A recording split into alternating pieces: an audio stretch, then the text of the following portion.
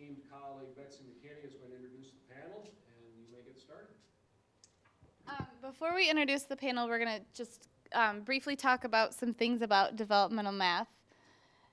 First of all, GRCC's definition of developmental courses and what makes a course developmental. First of all, if it's considered, if the requirements of the course are the same that are required in a course under the Michigan High School content expectations, or if it's designed with express intent to prepare students for college level work. So basically, any course that is preparing high school students or similar material to that that's found in high school courses, getting them ready for their college level course.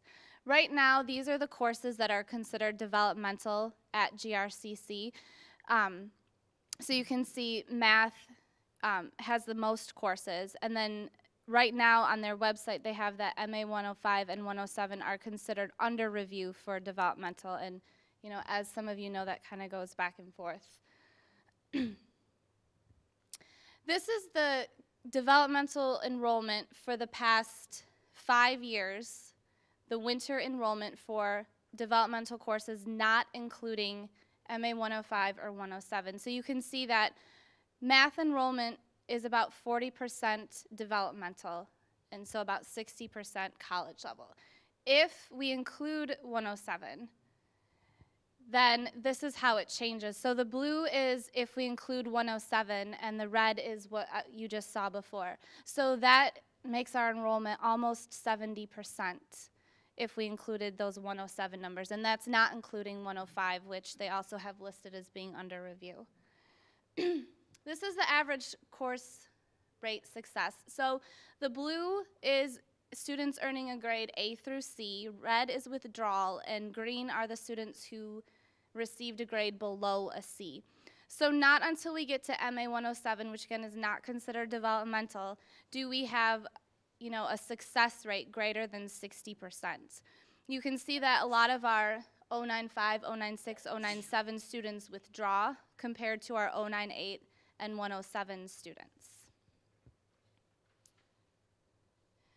Course makeup by age.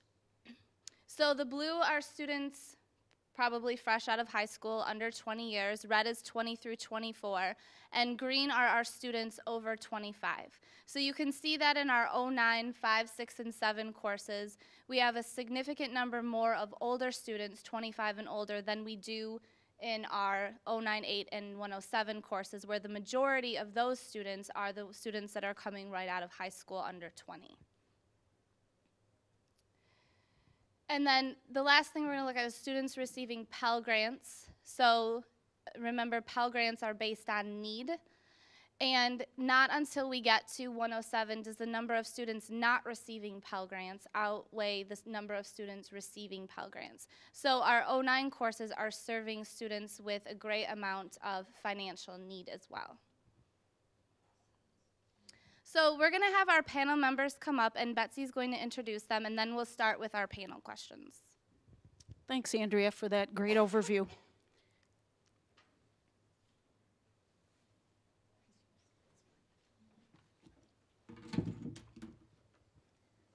Here's our illustrious panel. We invited these folks to come share their thoughts and ideas on a variety of questions that Andrea and I had created for the purpose of getting a diverse set of answers. First to my right is Paul Milchin. Paul has taught inner city for Grand Rapids Public for 34 and a half years. During that time, he also was an adjunct instructor here, actually for most of that time, since 1986. He's been an adjunct instructor here at GRCC teaching MA 003, and then as it evolved, you've taught MA 096 and MA 097 as well. Next is Dominic Mattoni, also from Grand Rapids Public. He retired from Grand Rapids in 2002, and then in 2003 began teaching adjunct, same year that I did. We're kindred spirits, aren't we? Yep. And Dominic has also taught the MA 003 and now the evolved courses MA 095, 096, and 097. Next is Shanna Goff. Shanna teaches MA 095, 6, 7, and 8, and she also coordinates the MA 095, 6, and 7 pre-algebra courses. And then last but certainly not least is Linda Spoolman.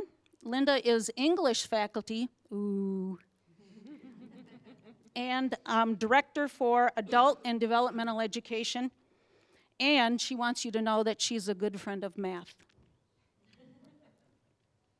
Okay, thank you panelists for helping us out today.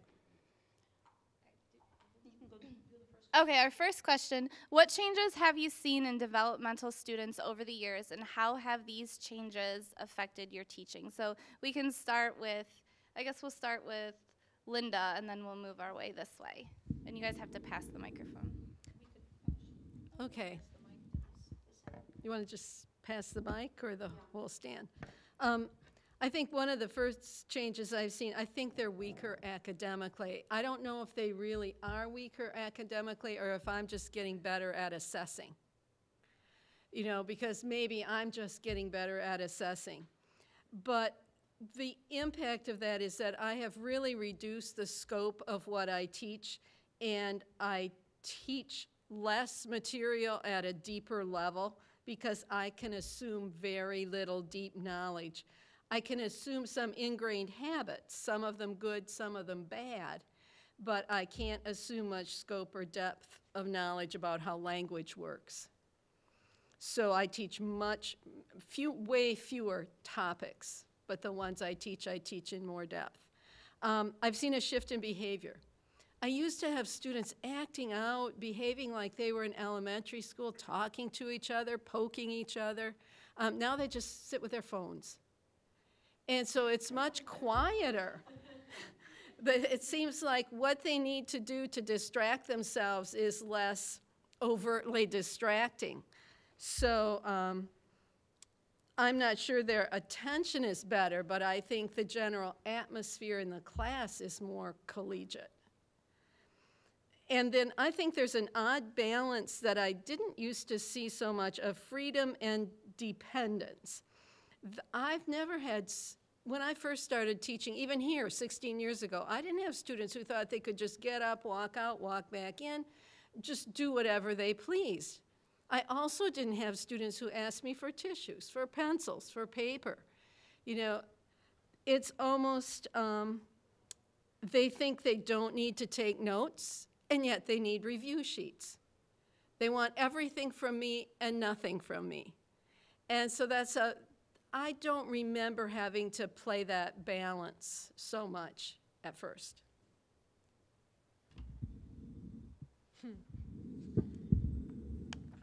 I'm not sure I can add much to that.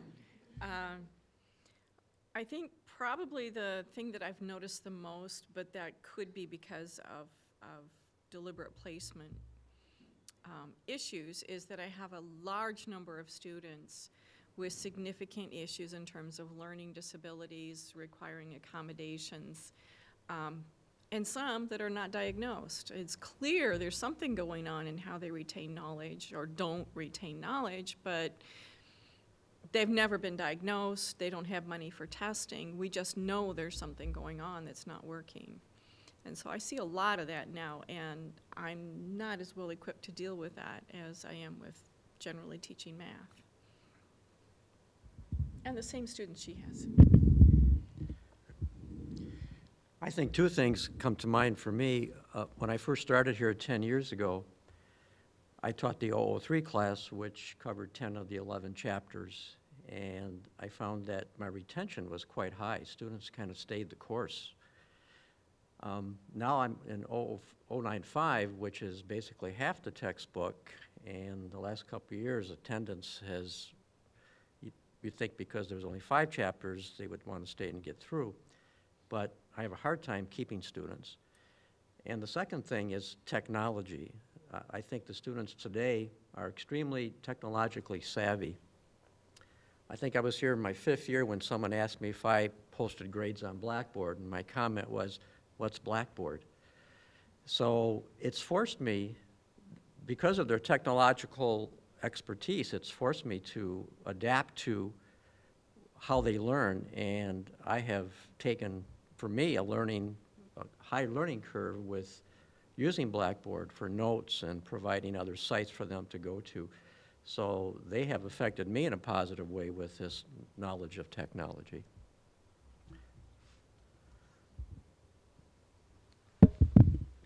Yeah, I haven't had the same observations as Linda had regarding the inappropriate behavior of poking and pushing and stuff like that.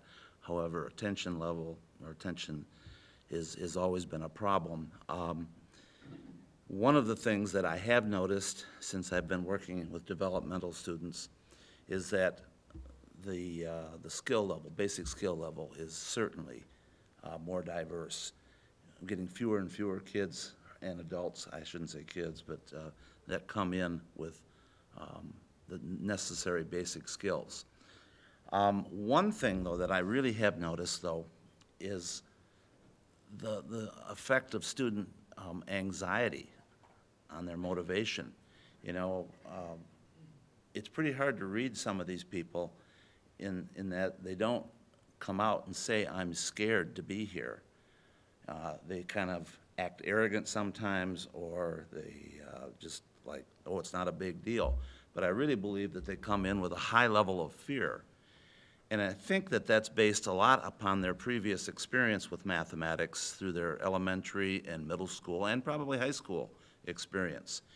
You know, and so much of the thinking on this for me is that, you know, if I can somehow connect with them and to help them address that anxiety. I don't know how many of you can remember the first time you stood up in front of a classroom.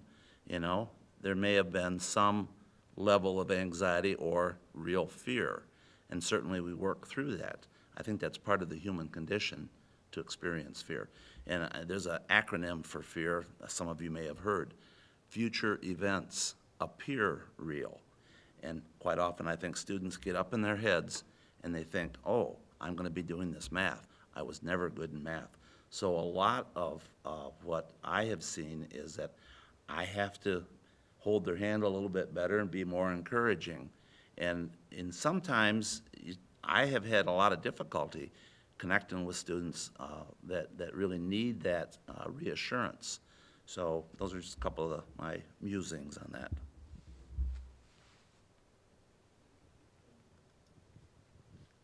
Thank you. Audience, if you have questions as we go, please feel free to ask. Question 2 is, what are 1 or 2 teaching strategies that you have found to be successful in your classroom? Maybe we should start with Paul this time and then work the mic back. Okay, sure. Thank you. One of the strategies that I guess I've always used, even when I was working for GRPS, and I didn't really realize I did it, but I'm becoming more aware of it, is trying to win the trust, you know, and become more aware of it here because, you know, we do have, you know, non-traditional students that are older, and once again, it goes back to that fear thing.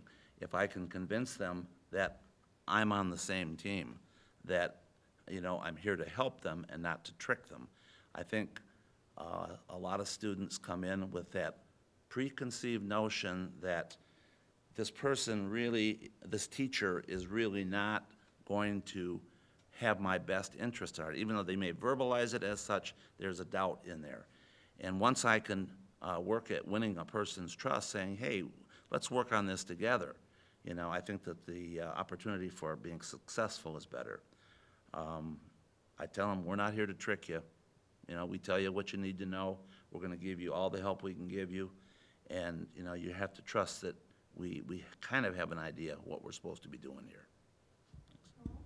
Yes? What exactly do you do to win that trust? I wonder if you could just give me some concrete examples. Well, you know, You can say things like, you know, we're not here to trick you, but are there anything specifically that you do? as far as a classroom activity, Or whatever, maybe interaction outside of, I don't know. Yeah, well, the interaction usually is before class or after class. Of course, as you know, students are ready to go, and some students come in late, so it's kind of difficult with some of them. But, I'll try to make a point of saying, hey, can I talk to you for a minute?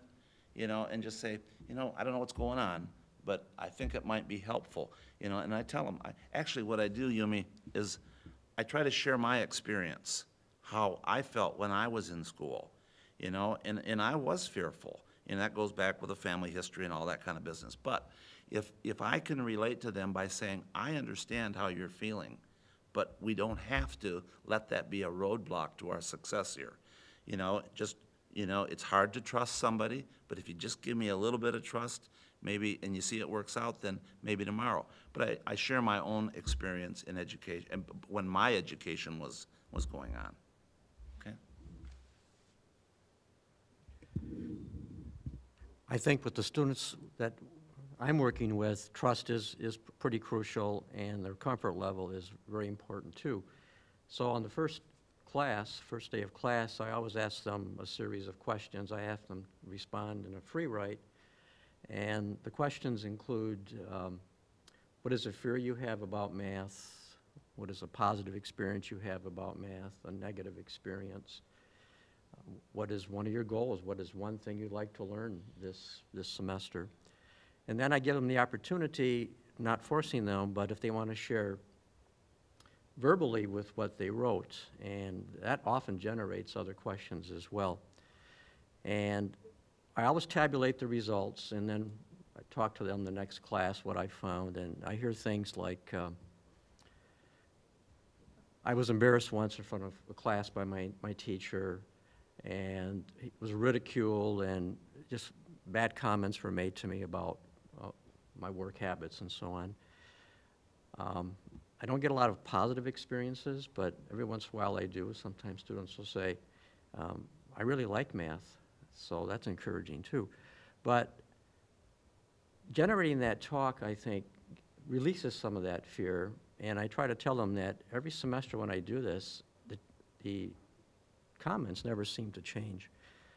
And I think it gives them some solidarity with past students when they know that others have experienced that too. And I also listen very carefully with things they talk about and try to get back to them. Personal things, if I hear about a sick child, next class, well, how's your child feeling? Or just anything to make them feel that you're important to them, not just as a teacher-student relationship, but as person-to-person relationship.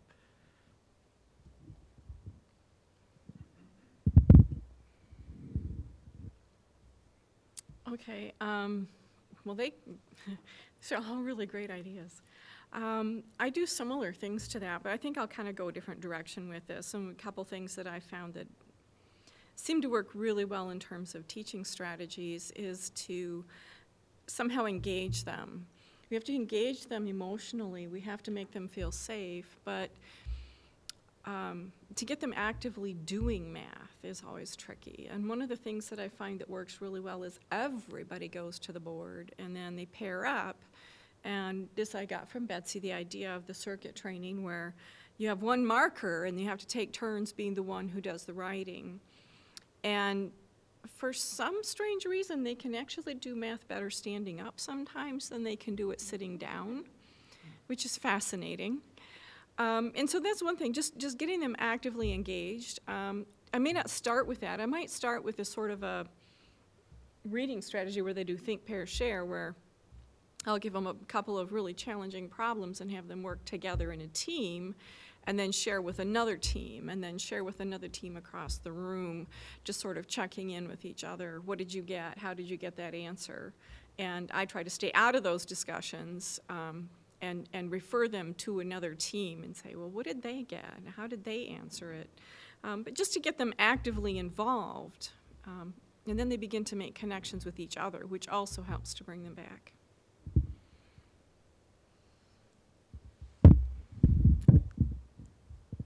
Well, I tried to think how I would answer this question for a group of math people.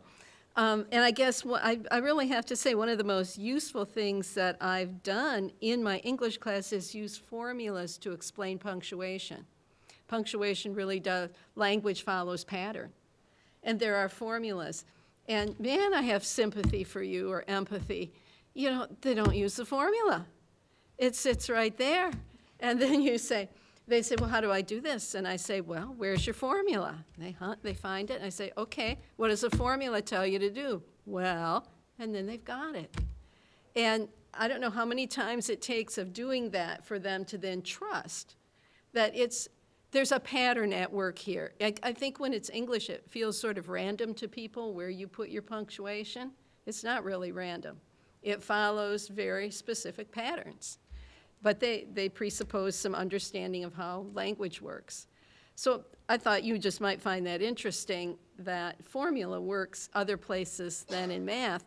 And then I really want to support Shanna. I've had my students working at the board too, and I give them things to do, and each group gets a color, and then they have to go to the other groups with their color marker and make any changes in their color marker that they think need to be made to the other group's work. And then you start seeing where there's differences of opinion, because one group might have put something somewhere or added a phrase or whatever, and another group has crossed it out. And then that leads to a pretty good discussion but once they're at the board, if they work in groups at a desk, it seems like one person is doing the work. And if I have them in pairs or trios at the board, it seems like everybody's contributing more. And I can walk around and catch things much better that way, because I can see if they're going off in on a tangent instead of where they need to go. I just want to briefly kind of build on something that Shannon mentioned, the idea of making connections. For me, what I found is really important for my students is making connections between the topics. For some reason, they think, okay, I'm going to learn this stuff in chapter 1, and then we're going to move on to chapter 2, and I never have to know chapter 1 stuff again. Or I'm going to use the material in 095 and 096, and then I never have to remember how to divide a fraction. And, you know, that's not true. So I put a lot of emphasis on, remember a few weeks ago when we did this. We're doing the same thing here. So it's not like they're learning something completely different. We've done this before. Now we're just going to do something slightly different, or we're just going to add this one other step. So they see that everything is interconnected, that it's not just a bunch of random topics that we're asking them to learn, and there's no correlation between any of them. Yes, and I'd like to add that my experience in getting students up to the board is that in every class you have one or two reluctant folks that just want to sit like they did all the way through elementary and high school.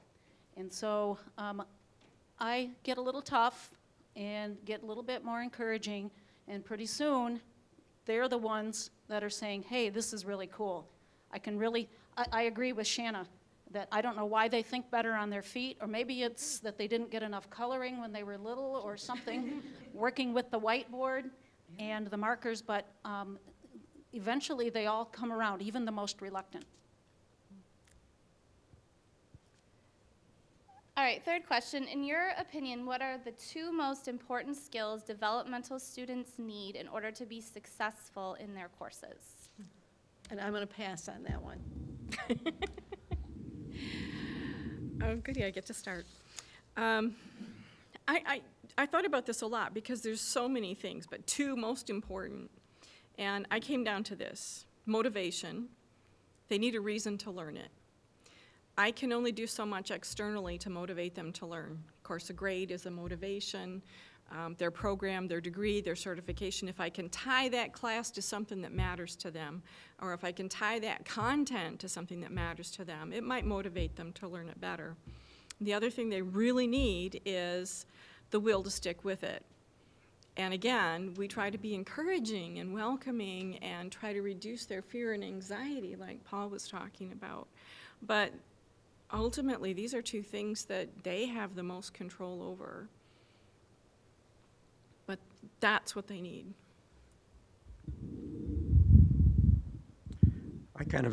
I answered this question mathematically, and I thought division is a skill that they really need to learn. In 095, division of whole numbers, changing improper fractions to mixed numbers, changing fractions to decimals, solving proportions. And I know long division is just not one of their favorite things to do without a calculator. And then I thought the second thing was logical interpretation of verbal problems and always asking, does my answer make sense? There's a tendency when they see a story problem and there's two numbers to add them or subtract them without looking at the whole problem. And what are we really asking here? And I try to use a strategy where I ask them to become the person in that problem. You're the one in that problem. This is happening to you. Or sometimes draw a picture of what you think is happening. Do a chart. Do something to make these numbers real to you. And then always look at your answer and say, does this really fit what the question is asking here? So those are the two academic things I think would be important.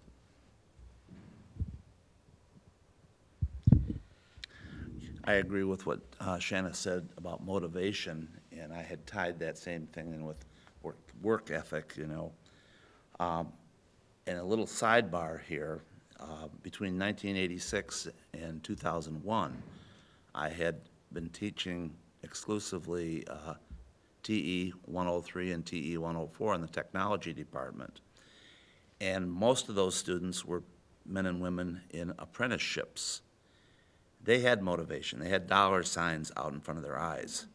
And most of them were very successful, and most of them did very, very well. Interestingly enough, many of these men and women were people that I had as 7th and 8th graders 15 or more years before. And they could see no reason for doing well in math at that level. But all of a sudden, when the motivation, the green carrot was hanging in front of them, you know, all of a sudden they thought, well, this is worth working for. And it used to be that the state limited the amount that apprentices could make in their job site, because most of them were sponsored by their employers. But they also knew at that time, at least in right around 2000, that once they got their journeyman's card, they'd be making $26 an hour. And that was a pretty decent wage. It still is today, I guess. But the motivation is certainly important. Following directions, you know, following directions. That was the other one that I thought of. If they actually read them first. Well, sometimes they have to be, I have to read them with them, you know, and then they've got no excuse for not knowing what the directions were. But still, they want to jump over, they want to ignore, you know, following directions. I told you needed to show your work on that problem. Well, I know how to do it. You know how that works. But just, okay, enough said. Thank you. I forgot now. Shoot. But I just want to add something, kind of a sidebar to what Paul said. I think, you know, having taught high school for a number of years, and I worked with, you know, juniors and preparing them for the ACT, and I think one problem with following the directions is that when we're preparing students for these standardized tests that they have to take all throughout, you know, elementary school, middle school, and high school, we are instructed, even by the people that write the test for ACT, to tell them to not read the directions because they don't have time to read the directions and finish all the questions on the test. And the idea is that the directions on the ACT, they don't ever change. They're always the same. So we'll tell you about the directions ahead of time, and when you get to the test, you just go ahead and you do the work. So now you have all these students who have grown up in this, you know, this testing situation, and they come in and they don't read the directions. And so I think that's, you know, one of the battles that you fight. Question 4. What do you think is the hardest mathematical concept to teach to developmental students, and why? Okay. For me, it's the chapter on percent. I was talking with someone, I think Chloe, before we started. Just as simple as not understanding terminology, percent versus percentage. Students will almost always mix those up. And with the variety of applications that are associated with percent problems. The other piece of that is that sometimes students will not use just either the proportion method or the equation method of solving percent problems. They'll bounce back and forth, and that causes problems too. So for me, I encourage them to use one or the other, but not necessarily both. But that seems to be the biggest one for me. I think in MA 095, it's the chapter on adding and subtracting fractions that they struggle with because of the need to find a common denominator, which, once you get them past that stage, they forget to change the numerators to get the equivalent fractions, so that's a constant struggle. 096 or 097, when I taught that course, I would say chapter 10, positive and negative numbers. And I think for that, there's not a lot of background with negative numbers, perhaps, in their experience. I tried something one year, I called it casino math. And if you go to the casino and you lose $22, but then the next round you won 44, and I don't go to casinos, so I don't know how that all works, but would you be ahead or behind? Well, I'd be ahead. Well, how much? And they can get it every time when you tie it in with money. So I've kind of gone away from, I don't know if the college approves of that, so now I just call it spending, earning money, or spending it. So that would be the chapter in the second level course.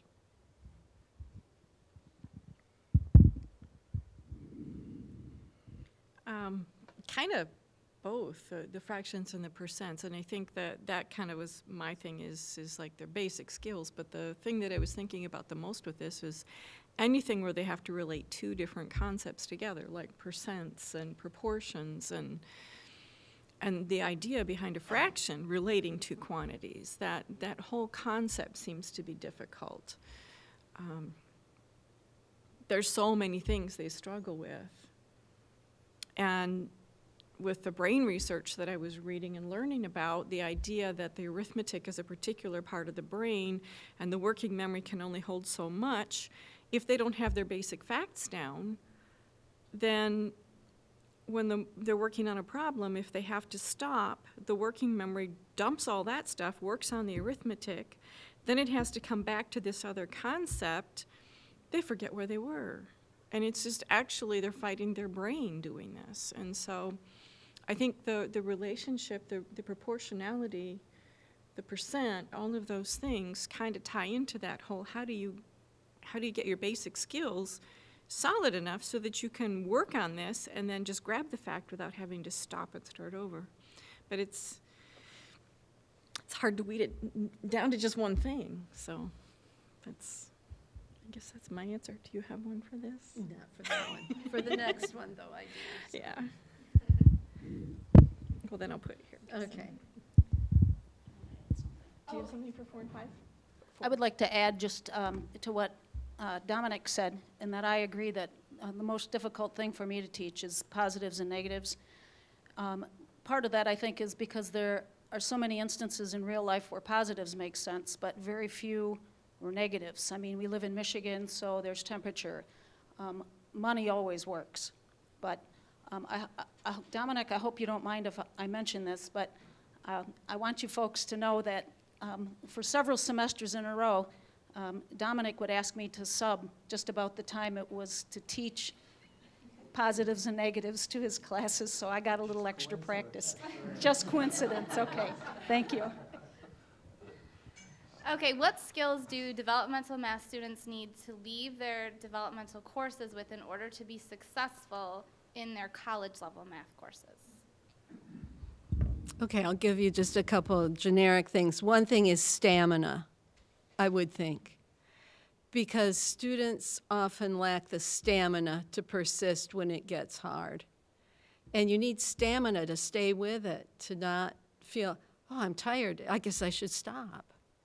No, I'm tired, I guess I should just get something to, cup of coffee or whatever, and go at it some more. I think they need that experience of if you stick with it, you will ultimately get it. And then I think they need an understanding especially thinking of really 095 students. They need an understanding of what the concepts mean. I was working with I have a paired reading student, and I was working with her on some math. And it was a simple story problem where she had to divide. She had to find equal parts. And she just couldn't get it. And I tried to make it simpler and simpler. I realized if I gave her a division problem, she could do it. But what she didn't understand was that she was looking for how many equal parts of something she was going to get. If she divided by 3, she was looking for 3 equal parts in that larger number. Once I said that, it was like the proverbial light bulb went on, but it took me forever to figure out why she couldn't get this very simple story problem that called for very simple basic division. And as it turns out, being learning disabled, of course, words don't signify really for her very well.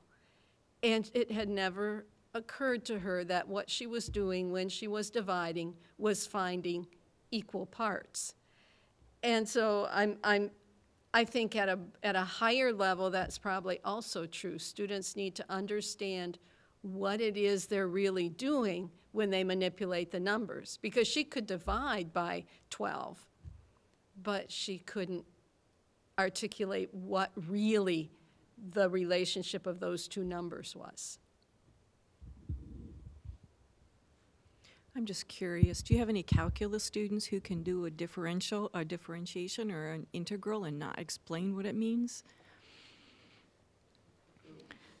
Yeah, so this sort of kind of goes over the whole spectrum, really. And I had written down something kind of along the same lines. They need the ability to ask questions of themselves. What exactly am I supposed to be answering here? What is this question asking me to do? What do I need to do that? And how do I know if I'm on the right track? And it's a sort of a metacognitive self-assessment loop that they need to go through. And we try to build a little bit of that, but many of them are still focused on just the basic arithmetic. But the other thing I put down here is a skill that they need that goes on to every class, is the ability to organize their work and time and to understand that it does take time. You can't just learn math in 5 minutes, and it does take time. So in theory, if they would learn how to think about what they're doing and how they need to study to succeed, then that would help them in any class. I mean, let's face it, they're going to forget the math I teach them, but if they remember how they learned it the first time, maybe they can learn it again.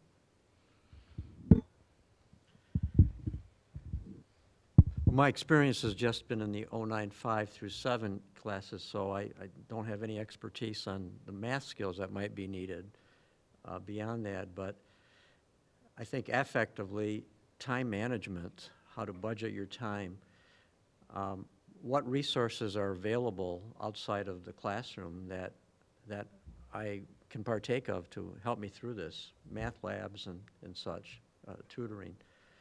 So I try to encourage them to make use of what the college has to offer, hoping that in future classes that they will continue to use those resources. But I think time management, with so much going on in their lives, that they just have to learn to sit down and break things into small increments of learning as well.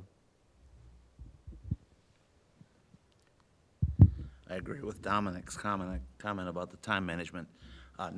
Nikki Alexander used to always include a time management sheet so students could plot out where their openings were in their each day schedule, so that she would encourage them, and I did that for a long time too. I haven't recently, but they would say, okay, here I have to be to work, here I have to take care of my kids, here I have a space where I can study. Time management that's an important skill. Linda mentioned stamina. I had put down persistence, don't give up, and that's one of those I'm going to hold your hand and encourage you type of thing to help them, be able to endure. And that also brought on a thought too. I was reading a little book one time on anecdotes, and it said, I used to see myself as tenacious and persistent, and then I discovered the word stubborn. And it's okay to be stubborn about not giving up. And, you know, if they can attain that, those basic qualities, don't give up, you know, that goes a long ways. As far as the math skills, obviously with the sequence for the 09, 5, 6, 7, in preparing them for 8, which will prepare them for, you know, 107, I don't know if any thought has ever been given to raising the bar. In other words, students, and I don't know how this would work because I'm not smart enough to be in administration or anything, but the thing is that students not be allowed to take 107 unless they have a B or better in the 097 and 098. Of course, that might eliminate 097, or 107 rather, but I don't know, just a thought. Another thought was somehow help students develop the attitude that, you know, they don't need to be content with mediocrity. Student gets 82 on a grade, or 82 on a test, and in the 09, 5, 6, and 7, they get to take the test 3 times. You know, well, I got 82, that's good enough. Well, why don't you take it again to see if you can do better? You know, that content with mediocrity can be toxic. And, yeah, that's it. I have just a couple of things to add. First of all, Shanna had mentioned, you know, getting students to think about what they're doing in metacognition. And I think one of the big things is for students to understand how they learn and what they're not understanding. A lot of times a student will say, I don't understand how to do this. Okay, well, this is a 10-step problem. Exactly, you know, what part of it don't you understand? Well, none of it. Well, no, tell me, you know, start me out. What did you do first? Where did you get lost? Or, you know, they'll have a question on a quiz. I got this wrong. Tell me what I did wrong. They don't have this ability to go back and find their mistake. A lot of times it might just be an addition or subtraction or multiplication mistake. And they can't go back and look at their work and find what it is that they did wrong. They need to learn how they learn. You know, I can't just sit there and watch the teacher do problems on the board. What do I need to do so that this makes sense to me? What works best for me? And then to add to what Dominic said, talking about resources, I think in the, you know, 095, 096, 097 classes especially, is students have these life things that come up. My car broke down. I have to change my work schedule, and they don't know what to do. They have no idea how they're going to solve this problem. They have no problem-solving strategy. So a lot of times it's working through with students. Well, what can you do so you can get here? How can you, can you get a ride? Can you take the bus? It's those kinds of things a lot of time that prevent these students from coming to class and from being successful. And then as far as math skills, you know, obviously all the basics are very important, but fractions especially, it never fails, especially in 098 and 107. They have no questions over the entire section except for the one problem that had a fraction in it. And nobody knew how to do it. It's like they see a fraction and they freeze. And I have no idea what to do. Well, why? Because there's a fraction in it? That's okay. You know how to work with fractions. But they forget. And just one thought to add to that is understanding notation. In other words, in parentheses, -3 to the second power versus not in parentheses, -3 to the second power. Okay, that's all I have to add to that. Anybody else? Okay, question 6 then is, how do you help your students develop the work ethic needed to be successful at the college level?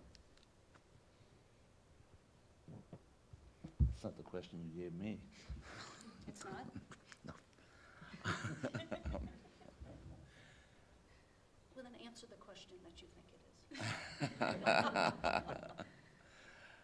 How do I develop the work ethic? Well, I'd have to go back to what I had said before, follow directions. You need to have your work complete and done on time, and there needs to be some kind of reward. Even if the student doesn't do real well on the actual, all of it, even if it's a marginally passing grade, they need the encouragement. You know, I respond well to positive strokes, and when I get positive strokes, I want more of them, And so if you can encourage them, and I'm hopeful that the work ethic will be built because of that. Yeah, that's it, thanks. I'd kind of reiterate what I said on an earlier question about time management. And I know, being the father of a single parent with a daughter with 4 children, and a single parent, and she's just starting summer classes this summer at Muskegon Community College, and I just worry about the phone ring, and Dad, can you help babysit? I got to get to class and all that. So I know life happens to these students, but I always try to give them a sense of hope, to tell them that every problem, if it can be stated, has a solution. And maybe the solution may be inconvenience for someone at some time, but still it's there. So what you want to do is not give up. And I'll send the email back and say, have you considered this possibility of transportation or whatever? So just to help them not be discouraged by the things that come up in their life. Breaking a task into smaller increments, whether it's trying to complete an objective in ALEX that has 60 topics and you've got 10 days or 10, whatever number of days to complete it, have them make a plan for themselves and give them suggestions how the plan might work for them. So to me, those two things, if they're skills, they're life skills, time management, and I even take whatever projects I have, create these little time elements that I have to get this done in. Usually I give myself way more time than I need, but when I get done early, it's like, wow, I've got actually a half hour to do something that I hadn't planned on doing. So those kind of things, I think, carry over, not just in math class, but into anything. I think in some ways this is the hardest one to answer because it's so dependent on their own internal work ethic. I've done things like have the calendar or the schedule, break things down, help them see what has to be done when so that they can sort of track their progress. I've had students who like to cross things off as they finish them, either the calendar or the list of objectives. But I think probably it's like I hear other students saying, if only I'd done my homework last semester, and this semester they're doing their homework and they're succeeding, and I think they sort of motivate each other that way. Hearing it from another student is probably more powerful than hearing it from me. But I do work with them on setting a goal. How far do you need to get? What will it take for you to get there? And then assessing, did you make the goal? Do you need to change something? I'm not sure that this works for all of them, but occasionally a student will come back and say, you taught me how to do this, and I used it in my other class, and it actually worked pretty well. But again, it's hard to assess how successful I am.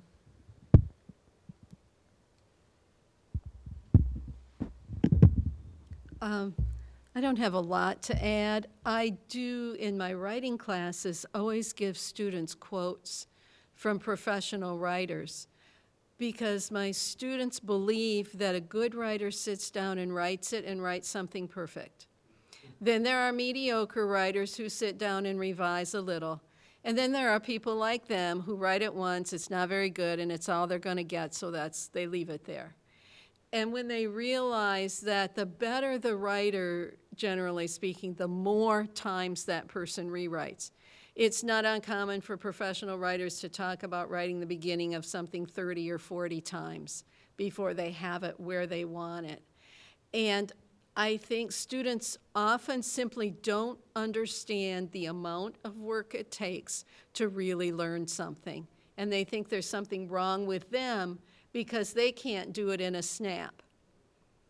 And so helping them to see that real learning of really anything in life usually takes quite a bit of practice and effort. And math is no different. But I think they come from elementary school where you do it once, you get a grade, it's done, you move on to the next thing. And that's not a very productive model for the kind of learning they have to do as adults.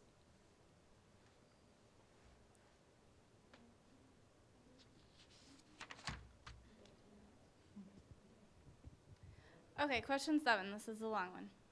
Mary is a hardworking student who comes to her MAO 95 class early and is attentive during instruction and activities and completes most of her homework on time, but not always correctly. She does not know her multiplication facts and insists on using her calculator for homework. She has attempted several tests but has not passed any. What do you do for Mary? Oh, dear. Well, okay, I said, first of all, I think it would be important to find out what she knows and doesn't know. Maybe the issue of the calculator has made that a little fuzzy. And does she have a learning disability? Try to figure out where really her issues are, and maybe find out what her career goals are. Most careers require some level of automaticity at the multiplication level. I watched a student try to take a pulse having to multiply 3 times 3 on her fingers. She's never going to be a nurse or even a nurse's aide without that ability when she takes a pulse to do some simple multiplication. And any higher math, obviously, is going to require some automaticity because the tasks get too large, and like Shannon was talking, things sort of fall off the stove. If you have to switch gears and do your multiplication a minute, then it's hard to retrieve everything else you had to put that multiplication into. And then maybe explore with her how to best learn those math facts. Maybe looking at what she already knows and look at how you can hang the known to the unknown. I've had students learn to write papers by correlating everything to a fire truck because that was what they understood, and they could understand relationships. It was a very mechanical student who could understand relationships in terms of a fire truck. I don't know what it would be for a particular student, but sometimes there is a key for an individual student where they do understand something very well. And if they can sort of overlay what they need to know on top of that, it helps them to learn. And it may seem very bizarre, it wouldn't help me to learn, but it does help them to learn. And see if you can find what that key is. That made me think about all the different things I hear from the tutors on ways they help people learn things like borrowing eggs if they went around. Tying things to something they know is crucial. Probably I would try very hard to meet the student one-on-one, work with the student one-on-one, just do exactly what Linda said, try and figure out where can we find something she does know, where can we start to build. If I can discern that there might be a learning disability, refer them a little bit to get some help from DSS. Yeah, as you know, we have far too many of these students.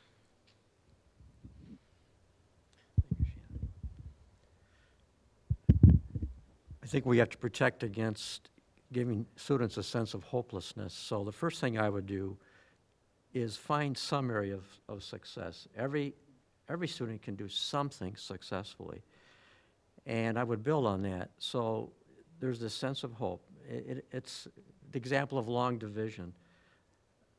What is that first step? I still use skills that I was taught in my elementary school in the 50s, and that's the 1950s, incidentally.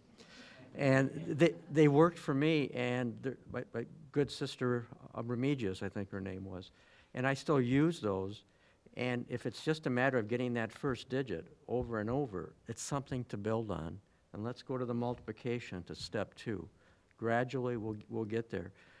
But on the other hand, you also have to be honest, and you can't assure them that they may get through this class with all the material to cover, and maybe not word it that way, but somehow in our wisdom as instructors, find a way to nurture the hope and yet somehow prepare for the possibility that this class may have to be retaken, but always stressing where you were and where you are now as the growth that took place.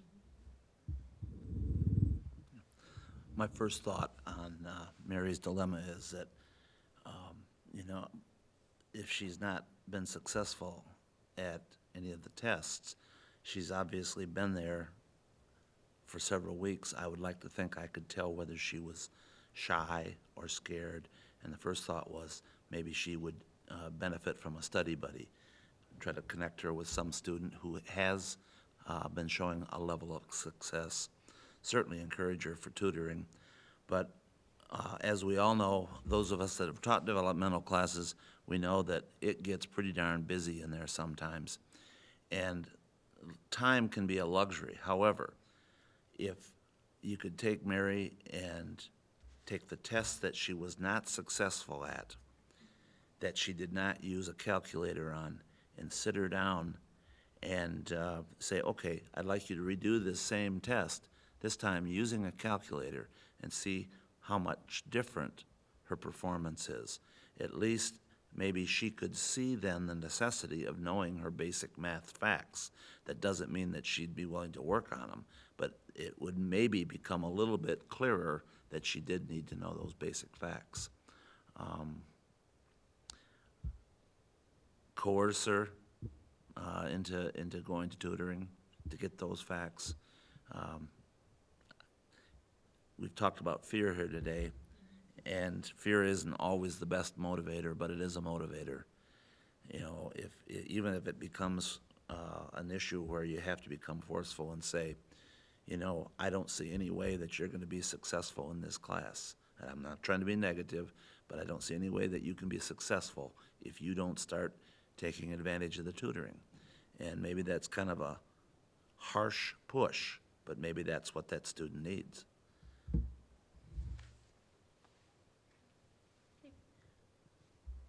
I think we're running out of time. I don't know, where are we at? 2 minutes. Are there any questions from the audience?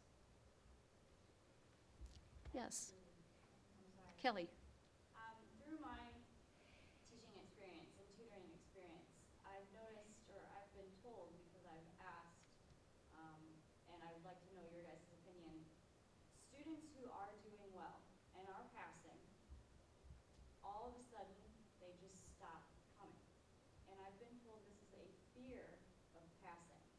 And it's to the point where I've tried to contact them, you know, through email. I've even gone to find their phone numbers, and no responses. I found a student last semester, and I said, hey, you know, what happened to you? You were almost done. You had one more test and then the final. You were getting an A in my class.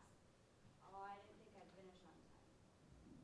And so this fear of passing is starting to come about again now at the end of the semester, where all of a sudden I just had people stop, and they were getting their A's on their tests and passing.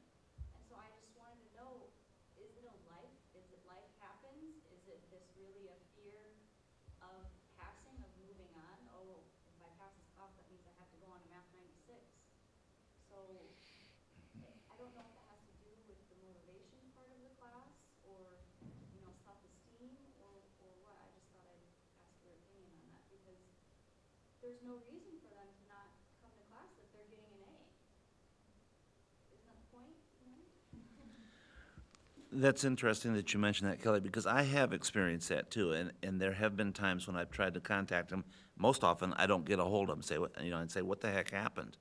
But, you know, the thought that I had on that was that maybe their history has been one, well, they wouldn't be in developmental if their history had been real successful. Maybe their history has been that they've sabotaged their own success for years and years and years. It's a learned behavior. And how do you break that behavior? I don't know. You know, and for someone to say, well, yeah, but I didn't think I was going to have enough time. Well, you know, they're looking for an excuse to fail again, because that's what they've learned to do well. And it sounds crazy, and it is, you know, not real sane, I don't think, but the bottom line is that unless that behavior pattern is changed, I don't know how they're going to be successful.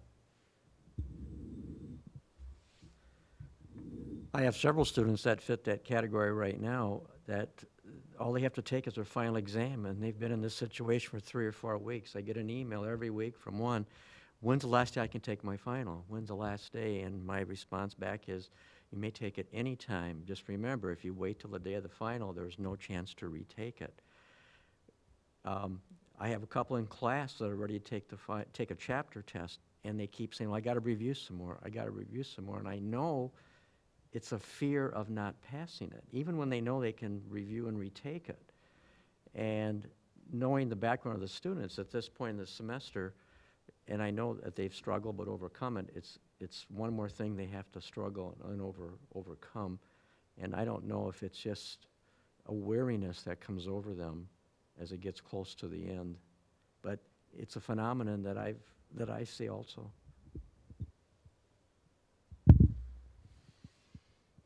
seem to recall reading about that there is such a thing. You know, the fear of actually succeeding would have to change their whole mindset about how they are as a math person. I think that probably is real. But I would guess that that's not as much the case as life happening, because there's so many things that interfere with their success here. Well, and I think Dominic, I would agree with Dominic, some students just are tired. And the thought of climbing one more mountain, they just say, okay, it's enough. It's not worth it anymore. I think they just get tired. They haven't slept very well. They've got too much going on. And all their other courses tend to have quite a bit due at the end. And I think they think, how am I ever going to get through all of this? No, it's just not worth it. I think they do fear success. I think that's very real, but you know, I think it's just a mix of things. So just keep the motivation high, just try as much as you can, encourage them. And then my second question has to do with question 7. I heard each one of you, majority of you, say that multiplication, facts, and division, long division, is a very necessity or a need skill for these classes. So my question is, do you think there should be a prerequisite for our developmental classes of multiplication facts? Because we all know that that's the main reason why these students don't pass if they're really coming to class, if they're really doing what they need to do, if they're doing the tutor, but using a calculator at home because I'm at home, no one will see me. Do you believe that there should be such thing or a test of Thanks. some sort? 'Cause obviously the AccuPlacer sometimes doesn't do We are, justice.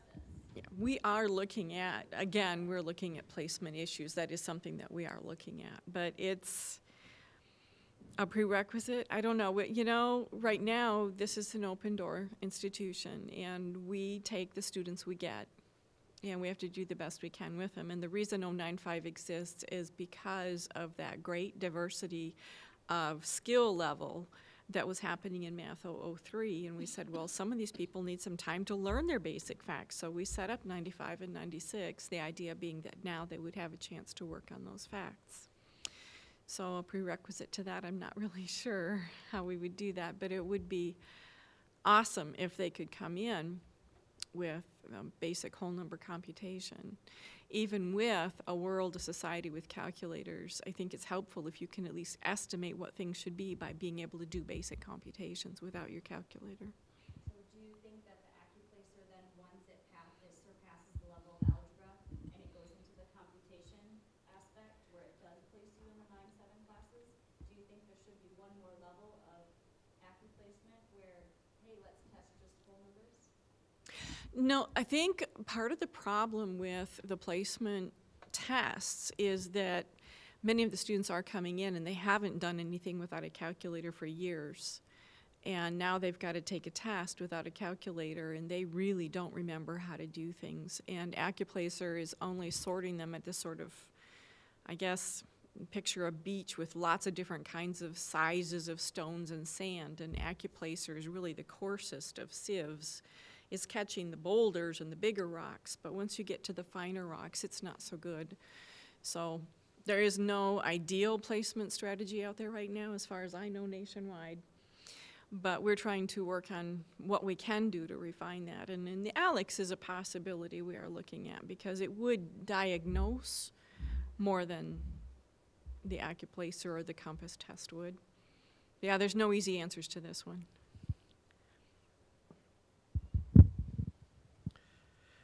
There's just one suggestion that I usually give them if they're struggling with timetables, and I'll say, just get a pack of index cards. And when you put 6 times 9, 54, right? Okay, on the back.